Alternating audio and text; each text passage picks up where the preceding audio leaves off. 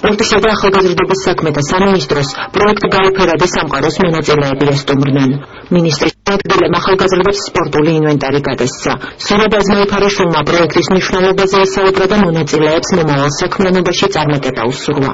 საქველმოქმედო ორგანიზაცია გაუფერადე სამყარო 3 წლის წინ დაარსდა, მასში 3,000-მდე სკოლის მოსწავლეა გაწევრიანებული. პროექტის ავტორთა განცხადებით, წლების განმავლობაში მათი მასშტაბები გაიზარდა და საქველმოქმედო საქმიანობაში ამჟამად უცხოელებიც არიან ჩართულნი. ძალიან მნიშვნელოვანია, რომ თითოეულ ეს ოჯახში ბავშვთა ივლენ ეს ადამიანები გაულამაზებენ მათ ცხოვრებას. ცხოვრებას ამიტომაც ვთქვა, რომ გააფერადეს სამყარო, იმიტომ რომ სულ შალკეთ ფერებში რასაც უყურებენ ესეთი ბავშვები, იმათთან თითოეული ესეთი დღე ძალიან დიდი სტიმული იქნება მომავლისთვის.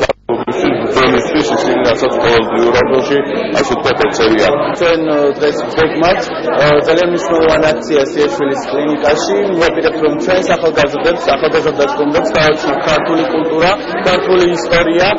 ამ ყველაფრის ორგანიზებაში მნიშვნელოვანი წვლილი შეიტანა სპორტის ახალგაზრდობის სამინისტრომ. ჩვენ გადმოგცეს მათ ახალგაზრდობისთვის, ქართული ახალგაზრდობისთვის, იმ ადამიანებისთვის, ვისაც დახმარება სჭირდება, კერძოდ ქუთაისისა და ადიგენის ბავშვთა სახლებისათვის სპორტული ინვენტარი, მათ შორის რაგბის ბურთები და სხვა სპორტული ინვენტარი.